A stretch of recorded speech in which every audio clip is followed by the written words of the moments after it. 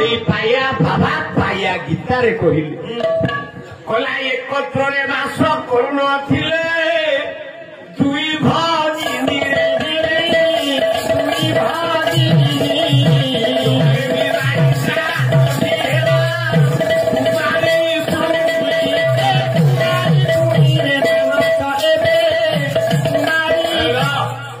गोटे गाँव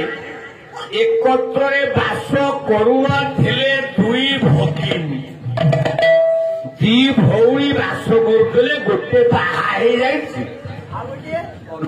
बाहानी कुमारी अच्छी बड़ भौणी की बाहाई लेउट आसी घर कुमारी पचारा कहला नानी बोलो कथा पचारि पचारुनु किलो बाहाघर रे चौथी राति सुखटा कौन किलो ये कुमारी पचारे भोगी